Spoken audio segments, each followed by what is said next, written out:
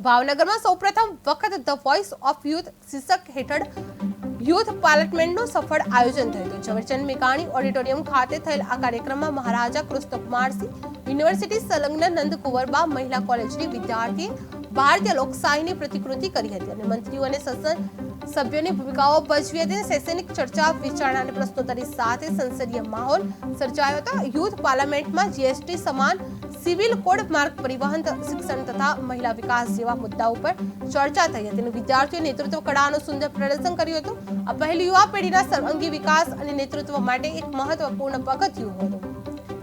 ભાવનગરમાં youth parliament યોજાયું હતું। ધ વોઇસ ઓફ યુથ થી લોકશાહી સમજ અપાવવામાં આવી હતી। વિદ્યાર્થીઓ અને મંત્રીઓની ભૂમિકાઓ ભજવવામાં આવી હતી। જીએસટી મહિલા વિકાસ પર ચર્ચા અને ઠરાવો કરવામાં આવી હતી। યુવા નેતૃત્વ વિકાસ માટે મહત્વપૂર્ણ પહેલ કરવામાં આવી હતી। વિદ્યાર્થીઓ મંત્રીઓની ભૂમિકાઓ ભજવી હતી।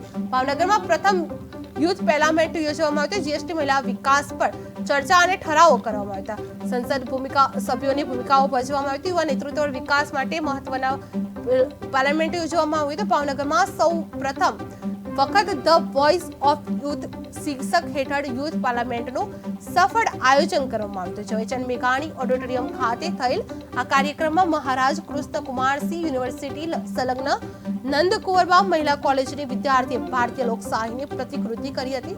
મંત્રીઓ અને સંસદ સભ્યોની ભૂમિકાઓ ભજવી હતી। શૈક્ષણિક ચર્ચા વિચારણા અને પ્રશ્નોત્તરી સાથે સંસદીય માહોલ સર્જ્યો હતો।